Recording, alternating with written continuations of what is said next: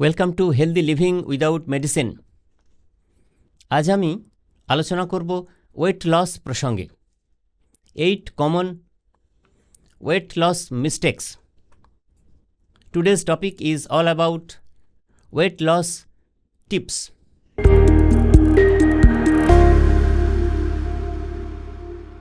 আমি এই weight loss এই প্রসঙ্গটি 8টি ছোট ছোট পয়েন্ট আকারে আলোচনা করব আপনাদের খুব সহজে বোঝার সুবিধার জন্যে।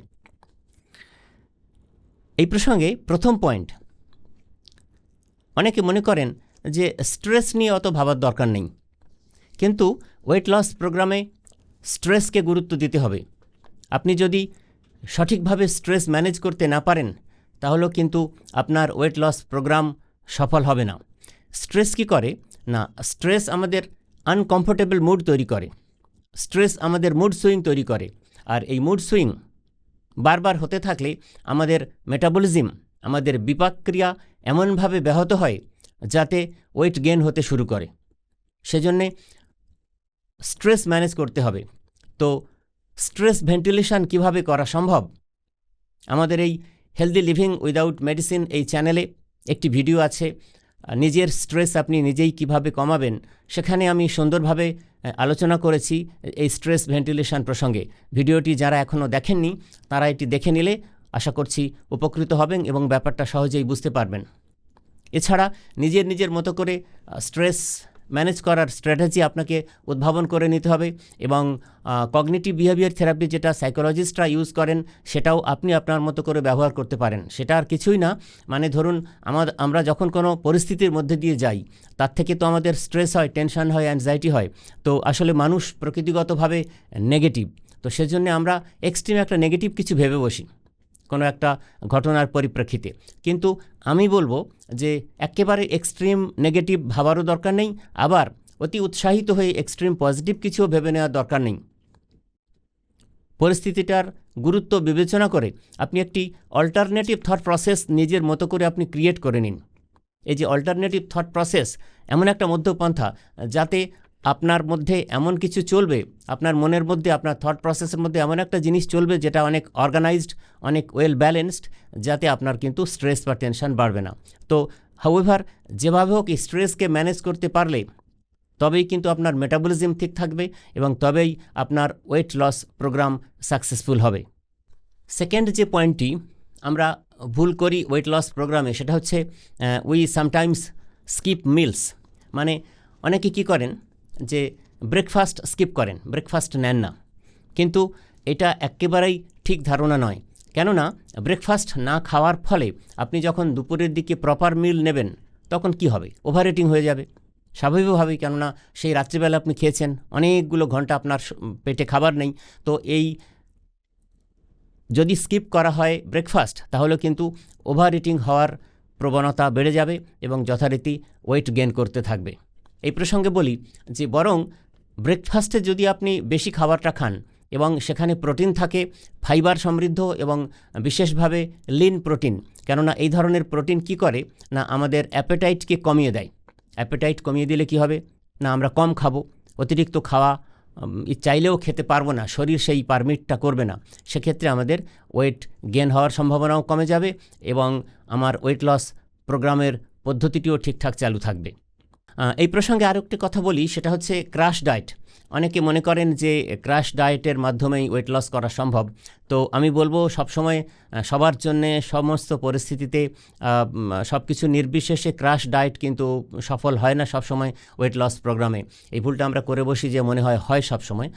কারণটা আমি বলি যে এই ক্র্যাশ ডায়েটটা কি আপনারা জানেন হয়তো, যে সারাদিনে দৈনিক 1000 ক্যালোরির কম ক্যালোরি ইনটেক করা, গ্রহণ করা।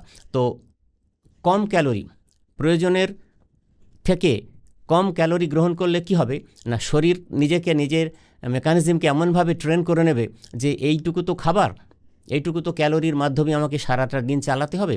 তো সে ফ্যাট ক্যালোরি বার্ন করার প্রসেস সে আস্তে আস্তে স্লো করে দেবে অনেক। শরীর থেকে ক্যালোরি না বেরোলে কী হবে, ক্যালোরি জমতে থাকবে, সেক্ষেত্রে ওয়েট গেইন শুরু হবে। সেজন্যে এই ক্র্যাশ ডায়েট সবসময় সবার জন্য সমস্ত পরিস্থিতিতে উপকারে আসে না। এই ভুলটিও আমাদের সবসময় করা চলবে না। 3 নম্বর যে পয়েন্টটির কথা বলবো, যে ভুলটি আমরা করি সেটা হচ্ছে ফাইবার না খাওয়া। অনেকে মনে করেন যে প্রচুর পরিমাণে এক্সারসাইজ আর প্রোটিন সমৃদ্ধ খাবার খেলেই মনে হয় আমার ওয়েট লস হয়ে যাবে, কিন্তু তা নয়।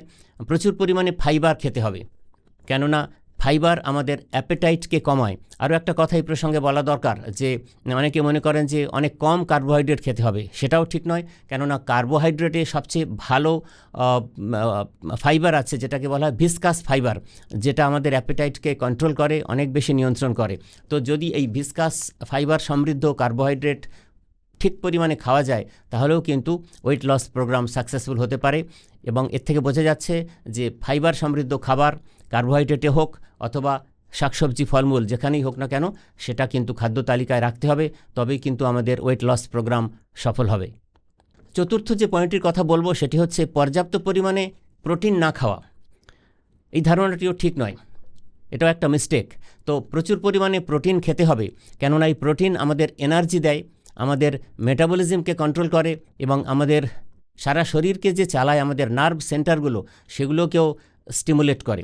এবং এই ধারণা এইভাবে আছে, বদ্ধমূল ভুল ধারণা অনেকের আছে এই ওয়েট লস প্রোগ্রামের ক্ষেত্রে, যে যারা প্রচুর পরিমাণে খেলাধুলা করেন, প্রচুর পরিমাণে ভায়োলেন্ট এক্সারসাইজ করেন, বা যারা জিম করেন, তারাই প্রচুর পরিমাণে প্রোটিন খাবে, এক্সট্রা প্রোটিন খাবে। এ কথাটা ঠিক নয়। বরং প্রচুর পরিমাণে প্রোটিন, বিশেষ করে লিন প্রোটিন যদি খাওয়া হয়, সেক্ষেত্রে প্রোটিন কী করে, আমাদের ক্ষুধাকে কমিয়ে দেয়, অ্যাপেটাইটকে কমিয়ে দেয়। অ্যাপেটাইট কমিয়ে দিলে আমরা অতিরিক্ত খাবার খেতে পারবো না, ফলে ওবেসিটির সমস্যা বাড়বে না, ওয়েট গেইন করবে না। আমাদের ওয়েট লস প্রোগ্রামে সেটা ভীষণভাবে সাহায্য করবে, এই প্রোটিন সমৃদ্ধ খাবার যদি আমরা খেতে পারি। 5 নম্বর যে ভুলটি আমরা করি, অনেকেই করেন, সেটা হচ্ছে কনসিস্টেন্ট রুটিন ফলো করা হয় না। ঠিক আছে, করছি, এক্সারসাইজ তো করছি, আজ করলাম কাল করলাম না, কিছু মেনটেন খাবার দাবারে করছি, আজ করলাম কাল করলাম না, এটা অনেকে করেন। এবং সেটা করতে করতেই অনেক আনরিয়ালিস্টিক এক্সপেকটেশনসও করে ফেলেন, যে রাতারাতেই আমার ওয়েট কমে যাবে। কখনোই রাতারাতি ওয়েট কমবে এই ধারণায় বিশ্বাস করবেন না, কেননা সেটা কখনো সম্ভব নয়। এবং দেখবেন অনেকে, আপনাদের মধ্যে অনেকেই এরকম করেন, ইন্টারনেটে গুগলে লেখেন যে how to lose 10 kg weight in 7 days. তো এই ধরনের জিনিস দেখা হয়। এখন ওভারনাইট কিছু সম্ভব নয়, পুরোটাই একটা প্রসেস, যে প্রসেসের মধ্যে আপনাকে আপনার স্ট্রেস ম্যানেজ করতে হবে, যথাযথ এক্সারসাইজ করতে হবে, পর্যাপ্ত পরিমাণে প্রোটিন খেতে হবে, কার্বোহাইড্রেট নিয়ন্ত্রণ করতে হবে, ফাইবার খেতে হবে, আনুষঙ্গিক আর যা কথা আলোচনা করছি বা পরবর্তী ধাপে করব, সবটা মিলিয়ে হচ্ছে ওয়েট লস প্রোগ্রাম।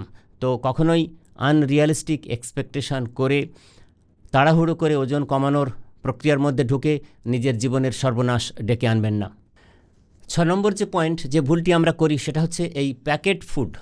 আমরা মনে করি যারা ওয়েট লস প্রোগ্রামের অনেকেই, যে এই প্যাকেট ফুড এতে থাকে কম পরিমাণে, আমরা মাঝে মধ্যেই স্ন্যাক্স হিসেবে খেতে পারি, যেটা ওয়েট লস প্রোগ্রামে খুব একটা হ্যাম্পার করে না। কিন্তু এই ধারণাটিও ঠিক নয়, এটা একটা মিস্টেক আমাদের। কেননা আপনারা জানেন যে এই যে প্যাকেটজাত খাবারগুলো, এগুলো প্রসেসড ফুড ম্যাক্সিমাম, তো তাতে আর্টিফিশিয়াল কালার থাকে, আর্টিফিশিয়াল সুইটনার থাকে, আর্টিফিশিয়াল প্রিজারভেটিভ থাকে, এবং খুব খারাপ ধরনের একটা সল্ট থাকে, যেটা ছাড়া প্রিজার্ভ করা যায় না, সেটা হচ্ছে মনোসোডিয়াম গ্লুটামেট, MSG। এবং সেই খাবারটির টেক্সচার ঠিক রাখার জন্যে টেক্সচার এনহ্যান্সিং কেমিক্যালও থাকে, ট্রান্স ফ্যাট থাকে, তো হিডেন সুগার থাকে। তো সেজন্যে সেগুলো থেকে রক্ষা পাওয়ার জন্যে কখনোই কিন্তু এই প্যাকেটজাত খাবার একদমই খাওয়া চলবে না যারা ওয়েট লস প্রোগ্রামে আছেন। অনেক সময় শোনা যায়, অনেক খাবারের প্যাকেটে লিখে দাবি করা হয় যে সুগার ফ্রি কেক, কখনো বলা হয় যে নন ফ্লাওয়ার কাপ কেক। এসব কথাগুলো কিন্তু গালভরা বলি, এগুলো বিশ্বাস করা উচিত নয়। এতে প্রচুর পরিমাণে ক্যালোরি থাকে, এতে হিডেন সুগার থাকে, এতে ট্রান্স ফ্যাটও থাকে, যা সমূহ স্বাস্থ্য সমস্যা তৈরি করে, এবং এগুলোর কারণেই কিন্তু আমাদের ওবেসিটি অনেক বাড়ে। ফলে ওয়েট লস প্রোগ্রামে এই ধরনের প্যাকেটজাত খাবার, প্রিজারভেটিভ দেওয়া খাবার কখনোই খাওয়া চলবে না, সেটা ড্রিঙ্কস ফর্মে হলেও। এর পরিবর্তে যেটা করতে পারেন, আমরা যে কিটোজেনিক ডায়েটের কথা জানি, ketogenic diet with low carbohydrate, তো এটা কি করে, আমাদের হাঙ্গারকে রিডিউস করে, ফলে ওয়েট লস প্রোগ্রামে আমাদের সাহায্য করতে পারে। 7 নম্বর পয়েন্ট খুব সহজ কিন্তু খুব গুরুত্বপূর্ণ, প্রচুর পরিমাণে জল খেতে হবে আর পর্যাপ্ত ঘুমাতে হবে। অনেকে মনে করেন যে জল এমন কিছু ভূমিকা পালন করে না, অনেকে এই প্রোগ্রামের মধ্যে এটাকে খুব গুরুত্বপূর্ণ মনে করেন না, সেটাও একটা মস্ত বড় ভুল। কেননা জল কিন্তু আমাদের পর্যাপ্ত পরিমাণে প্রচুর পরিমাণে জল খেলে জল কিন্তু আমাদের ফ্যাট বার্ন করতে সাহায্য করে এবং এনার্জি ড্রেন করতেও সাহায্য করে। ঘুমের মধ্যে আমাদের বডি এমনভাবে প্রসেসড হয় যাতে ওয়েট লসের অন্যান্য আনুষঙ্গিক যত মেটাবলিক প্রসেস এটাকে কেন্দ্র করে থাকে সবটাকে ট্রিগার করে এবং যথাযথভাবে ঘুম থেকে ওঠার পরে সারাদিন সেই প্রক্রিয়াকে চাঙ্গা রাখতে সাহায্য করে বিভিন্ন ধরনের অ্যান্টি অক্সিডেটিভ ফাংশনের মাধ্যমে। সবশেষে 8 নম্বর পয়েন্ট যেটা বলবো খুব গুরুত্বপূর্ণ। অনেকে মনে করেন যে শুধুমাত্র এক্সারসাইজ করলেই ওয়েট লস প্রোগ্রামে সাফল্য পাওয়া যাবে, এটাও একটা খুব মস্ত বড় ভুল। তো শুধুমাত্র এক্সারসাইজ করলে চলবে না, সঙ্গে সঙ্গে লাইফস্টাইলও ঠিকভাবে মডিফাই করতে হবে। তো এক্সারসাইজের ক্ষেত্রেও আমি বলবো যে অনেকেই মনে করেন খুব তাড়াতাড়ি কমানোর জন্যে, ওয়েট লস করার জন্যে তারা ট্রেডমিল এবং কার্ডিও ঘন্টার পর ঘন্টা করেন, সেগুলোও ঠিক নয়। বরং যদি এক্সারসাইজ এবং stretching exercise, weight loss exercise এবং রেজিস্ট্যান্স এক্সারসাইজ এগুলোও কিন্তু নিয়মিত ঠিকভাবে করা যায়, তাহলেও কিন্তু এক্সারসাইজের যে প্রয়োজনীয়তা ওয়েট লসের আছে সেটা সবচেয়ে বেশি সাফল্যে আসে। তো এই যে এক্সারসাইজের পাশাপাশি খাবারের কথা বলছিলাম যে লাইফস্টাইল মডিফিকেশান কিভাবে হবে, এই প্রসঙ্গে ছোট ছোট 2-3টে কথা মনে রাখলেই চলবে। সেটা হচ্ছে প্রচুর পরিমাণে নুন খাওয়া চলবে না, কেননা নুন সোডিয়াম কি করে, ওয়াটার রিটেনশন করে, আর ওয়াটার রিটেনশন করলে শরীর থেকে বর্জ্য পদার্থ সহজে বেরোবে না, ওয়েট গেইন হতে শুরু করবে। আর ফ্রুটসের ক্ষেত্রে বলবো, অনেকেই পছন্দ করেন ফ্রুট জুস, কিন্তু মনে রাখবেন ফ্রুট জুস অ্যাকচুয়ালি ফ্রুট জুসে কিন্তু ফাইবারটা থাকে না। আমরা সবসময় বলছি যে ফাইবার কিন্তু ওয়েট লস প্রোগ্রামে ভীষণভাবে কাজে লাগে, তাহলে ফ্রুট জুস খাওয়া চলবে না, খেতে হলে গোটা ফল খেতে হবে। আর সবসময় বলা হয় যে লো কার্বোহাইড্রেট তো বটেই, পাশাপাশি সমৃদ্ধ প্রোটিন খেতে হবে, যে প্রোটিন লিন প্রোটিন, যা আমাদের অ্যাপেটাইটকে নিয়ন্ত্রণ করে আমাদের ওয়েট লস প্রোগ্রামকে সফল হতে সাহায্য করে।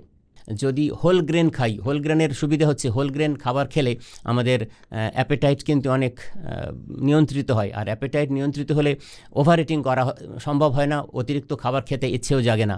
ফলে অতিরিক্ত খাবার বেশি না খেলে যথারীতি আমাদের ওজনও বাড়বে না এবং ওয়েট লস প্রক্রিয়া সফলভাবে সম্পাদিত হবে।